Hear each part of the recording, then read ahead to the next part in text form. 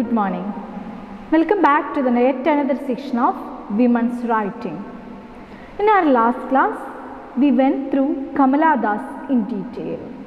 Today, we are going to start the poem An Introduction, written by Kamala Das. An Introduction by Kamala Das was published in her first collection, Summer Calcutta, in 1965. The collection focuses on love and the pain that follows betrayal. This particular piece is one of her most well known.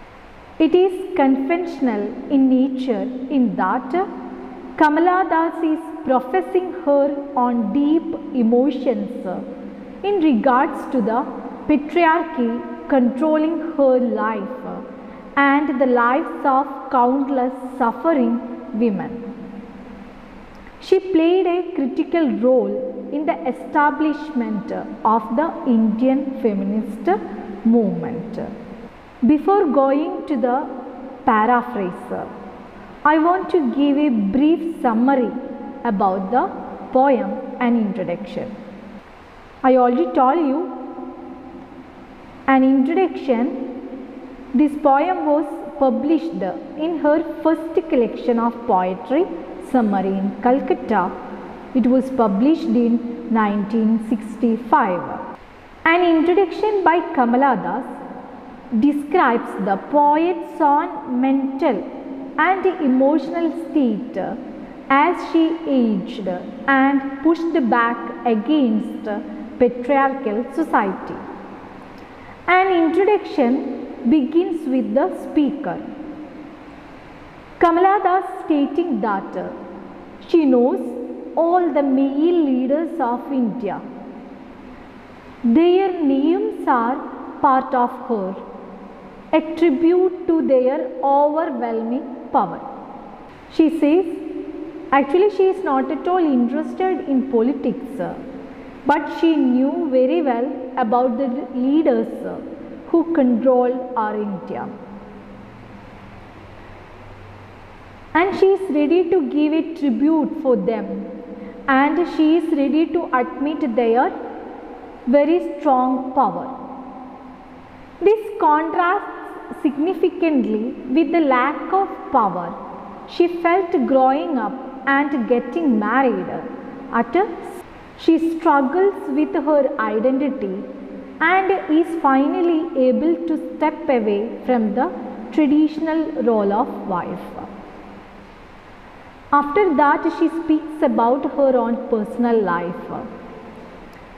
She married, and it is very difficult for her to get her identity. Das describes the way that men are able to move through the world with a solid identity. They are allowed their choices and emotions.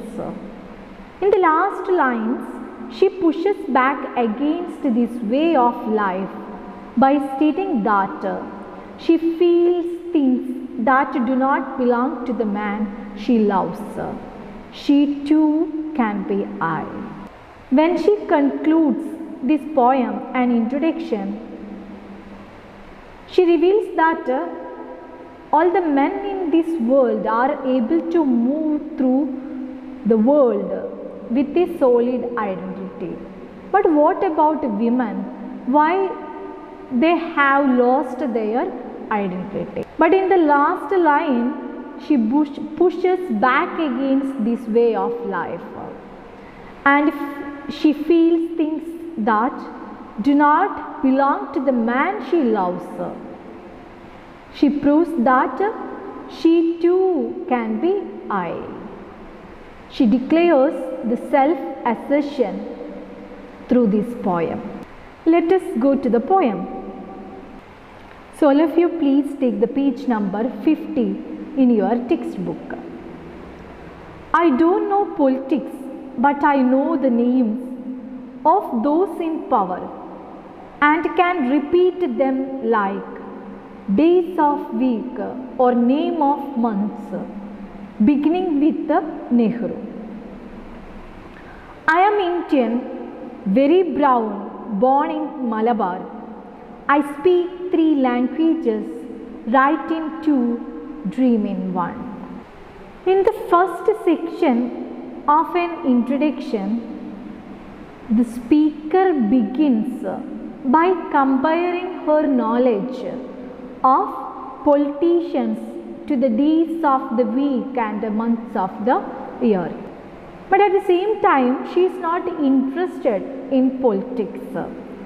She knows the leaders from Nehru onwards in correct chronological order. Although she does not have a firm grasp on politics itself, those in power have remained in her mind. But at the same time, she is not at all interested in politics. But she knows very well who controlled our nation. This shows their power to be much greater than their role show allow. Actually, she is speaking about their power. She is ready to accept their triumph and power. The first of these she is able to recall is Nehru, who served as India's first Prime Minister after the withdrawal of the British. After these opening lines that set the scene, the speaker moves on to describe her own being. She says she is Indian and she is very brown. Lastly, she is from Malabar in southwest India. These are the basics of her life. But of course not everything. These are the basic elements relating herself. She adds that she is able to speak 3 languages, write in 2, dream in 1. She continues to describe language and the role it plays in her life by saying that she is judged for writing in English. It is not mother tongue. Whenever she is criticized for how she speaks and writes, she feels as if she is alone. There is no one, not her friends or cousins, who back her up. I don't know politics, but I know the names of those in power and can repeat them like days of week or name of month. Beginning with Nehru, I am Indian, very brown, born in Malabar. I speak 3 languages, write in 2, dream in 1. Don't write in English, they said. English is not your mother tongue.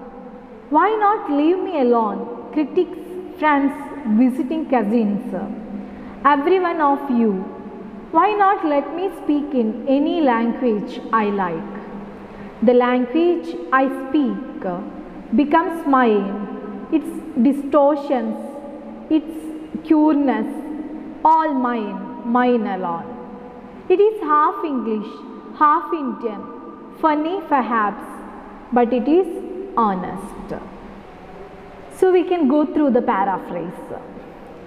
In the first section of an introduction, the speaker begins by comparing her knowledge of politicians to the days of the week and months of the year. Although she does not have a firm grasp on politics itself, those in power have remained in her mind. This shows their power to be much greater than their role should allow. The first of these she is able to recall is Nehru, who served as India's first Prime Minister after the withdrawal of the British. After these opening lines that set a scene, the speaker moves on to describe on her being. After these opening lines that set the scene, the speaker moves on to describe her own being. She is Indian and she is very brown. Lastly, she is from Malabar in southwest India. These are the basics of her life, but of course not everything. After that, she started to speak about her basic elements. She declares that she is Indian, she is very brown, she is from Malabar. She is very proud to declare that I am an Indian. I am very brown in color.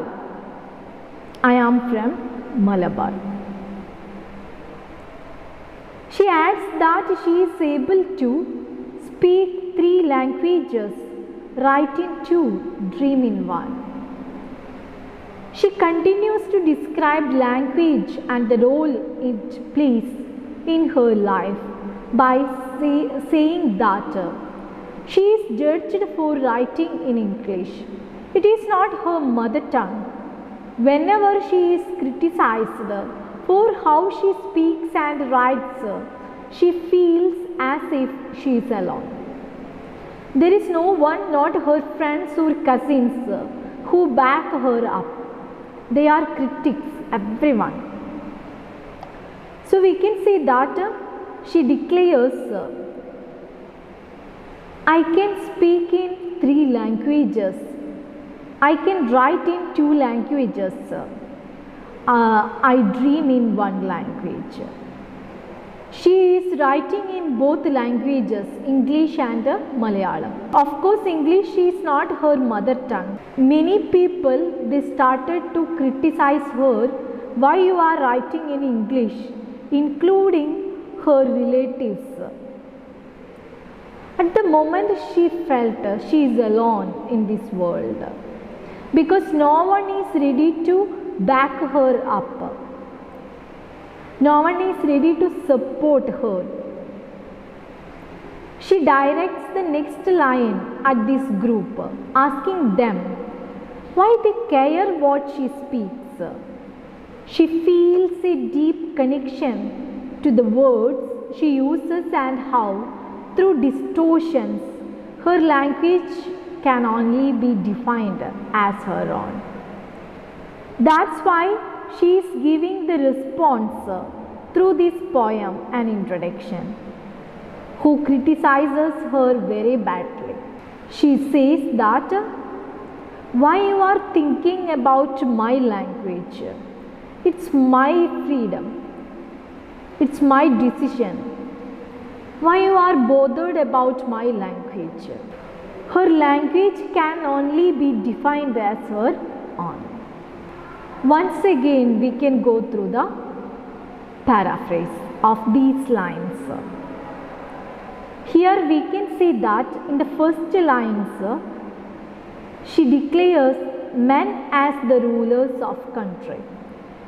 We can't see any women in that list. The poet starts explaining by saying that she does not know the politics because she is not at all interested. But she is well aware of the politicians of her country from Nehru to the ones of her own times. And as the politics of India has always remained in fewer hands, here the hands of men, she has memorized the names of all the politicians like the days of the week or the names of the month.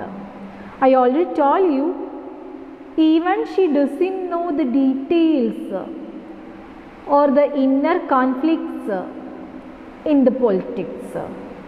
But she can tell the names of the leaders who controlled India in the chronological order.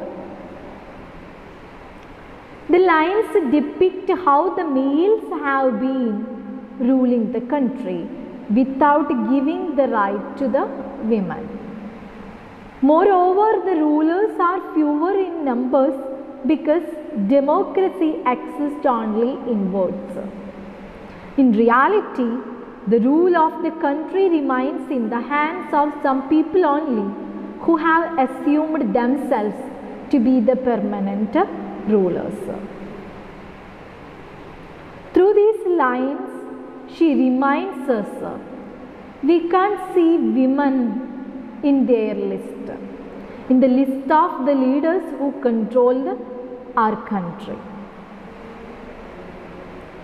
At the same time, we can see that the power is in the hands of only few members. So, democracy exists only in words. Now the poet comes towards her own life experience. She says that she is an Indian and brown in color.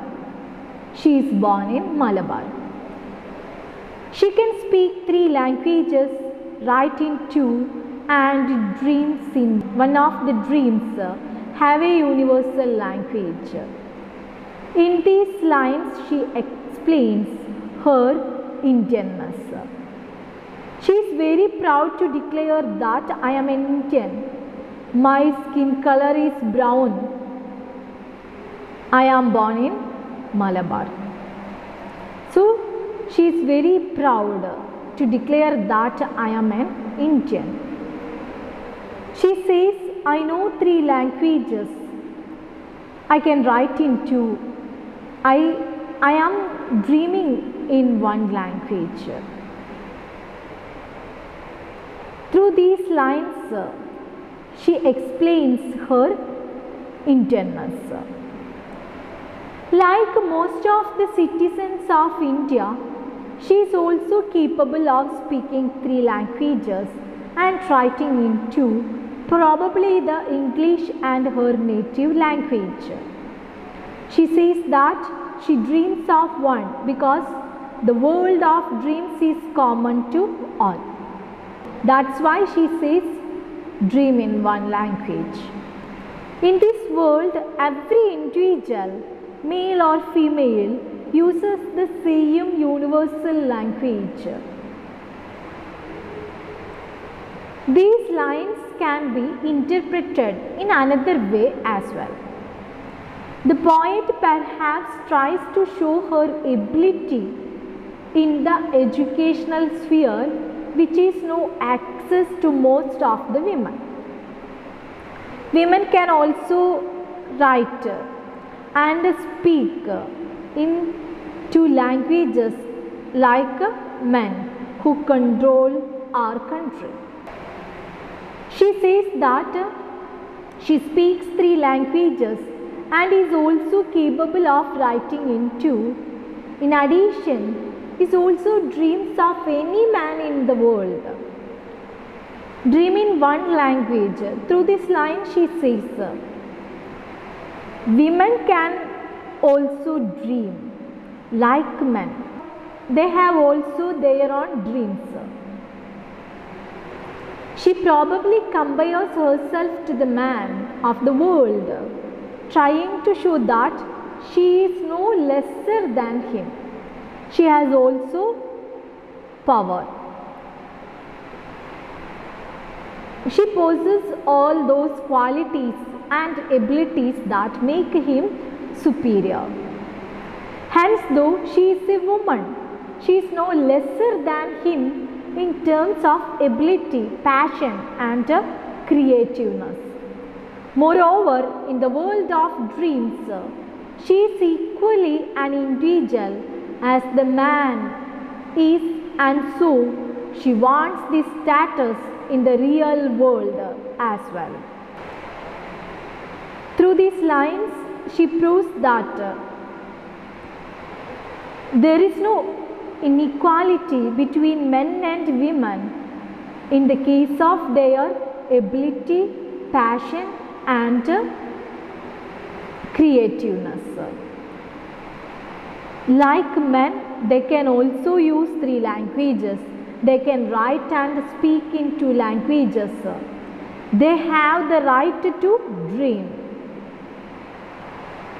At the same time, she reminds us we can't see the presence of women in democracy. The power is only in the hands of a few men. They were controlled the entire world. I think all of you understood these lines.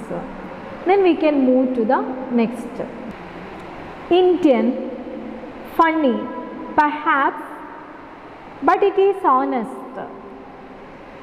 Is as human as I am human.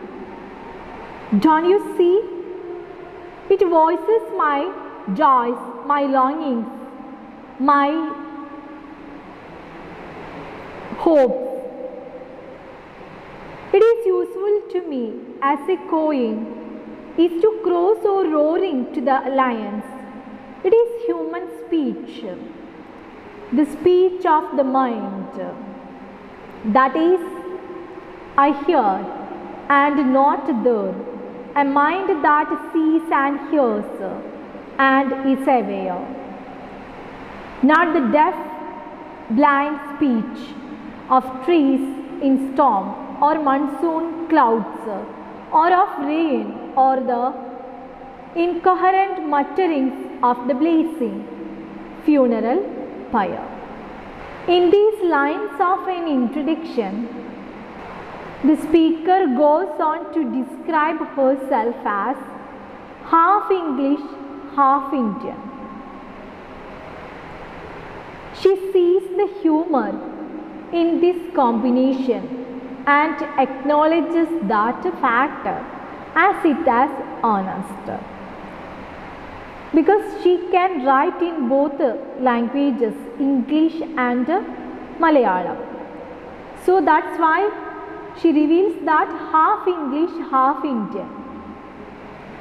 She sees the humor in this combination and acknowledges that the fact as it is honest.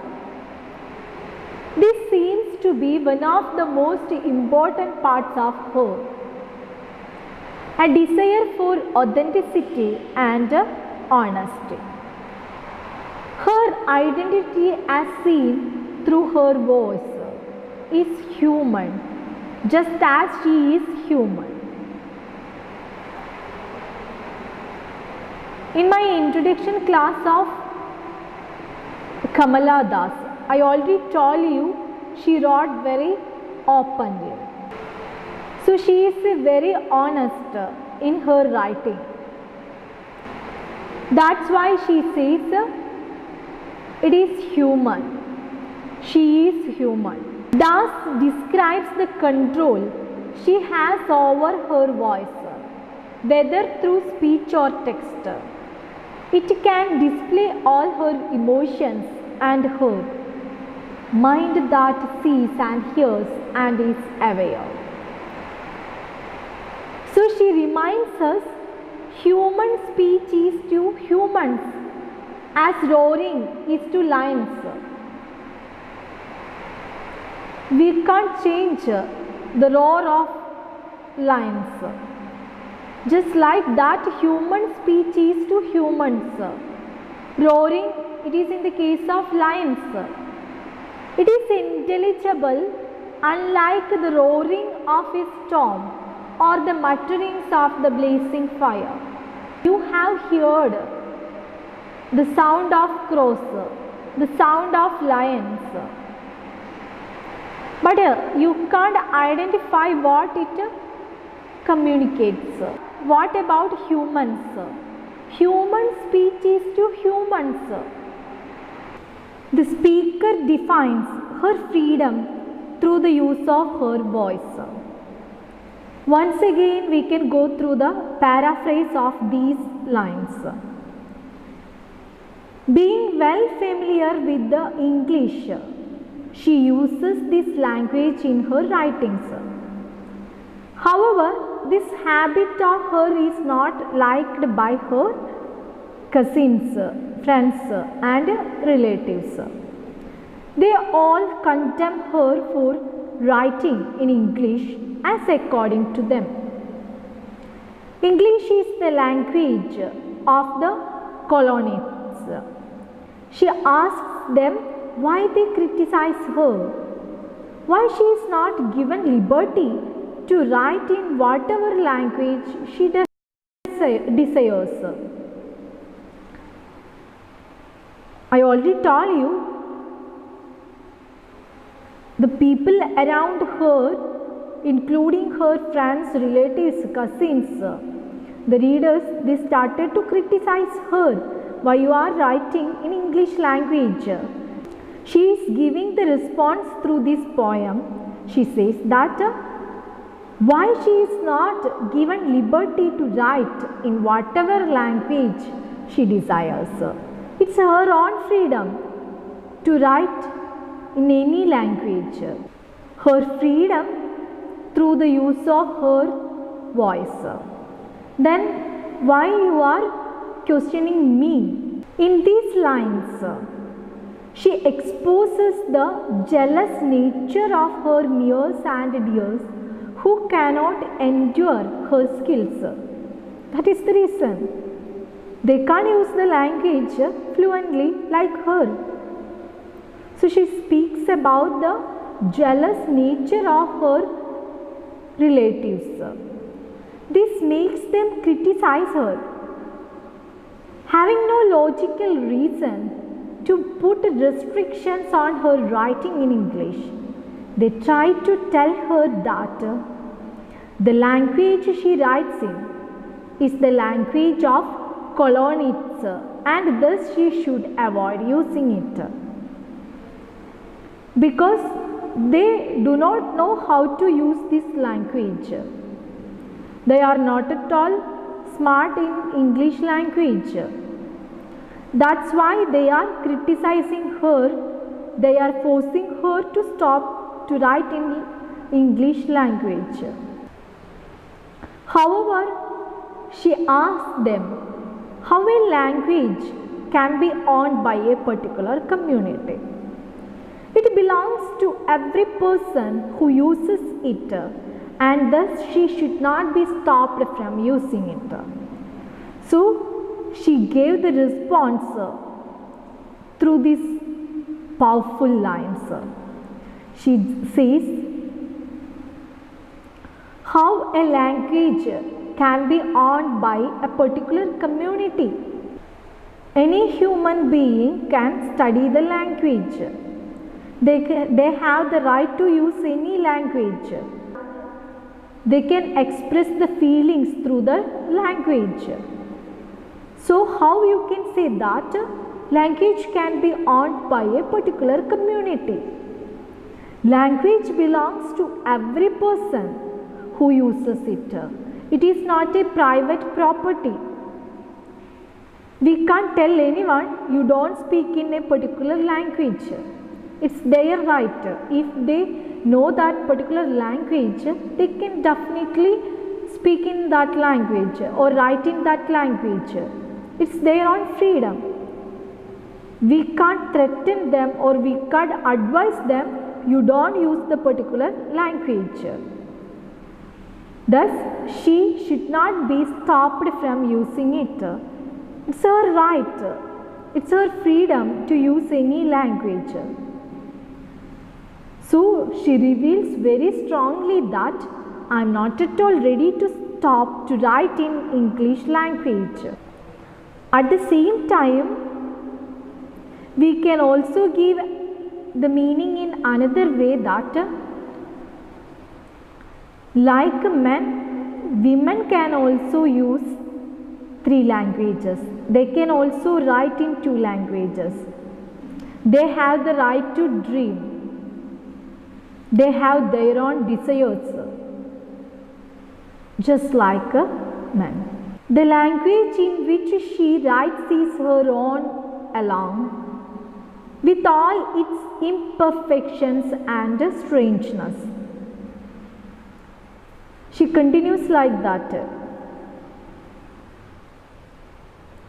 Even when you go through my works, you can feel its distortions, its queerness, its strangeness, its limitations. So the language in which she writes is her own alone, with all its imperfections and strangeness. Definitely, a person uses a particular language, we can see a lot of imperfections and strangeness, because it is not her mother tongue. When we are speaking about English language, it is not her mother tongue. Even in the case of mother tongue, we can feel the imperfections and also the strangeness. Whatever it is her own right to speak, think or write in any language.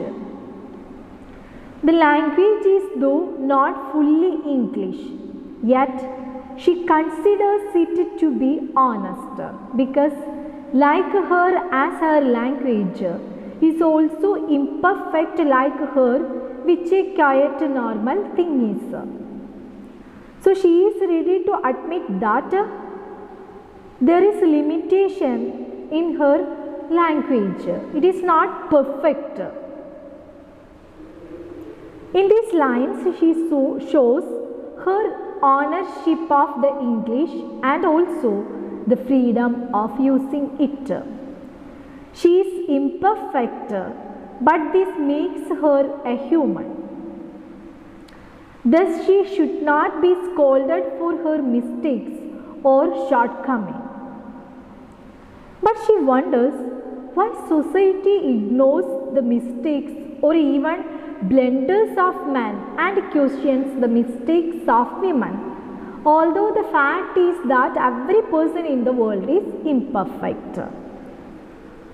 At the same time, she wants to focus the attention on that the society is not at all ready to criticize about men's writing, about their own language, about their imperfections and strangeness.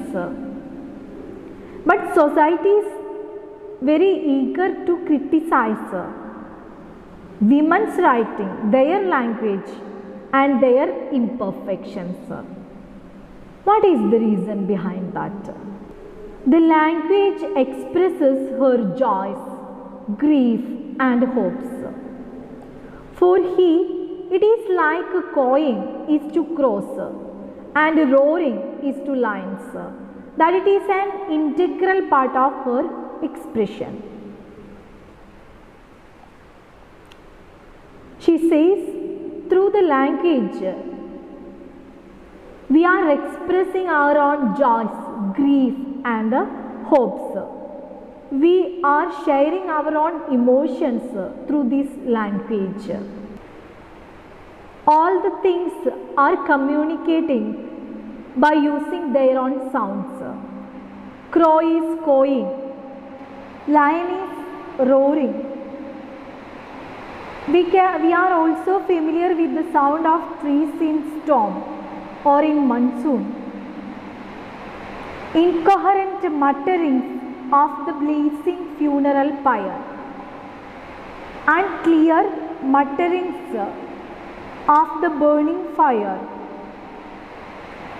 Funeral pyre means wood which a corpse is burned as part of funeral.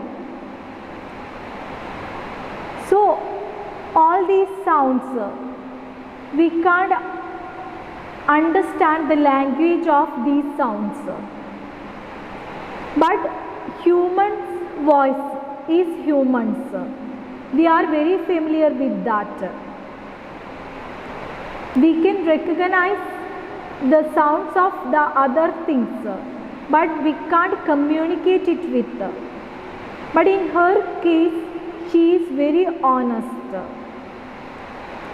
She is expressing her own joys, grief and hopes through these sounds, through her language.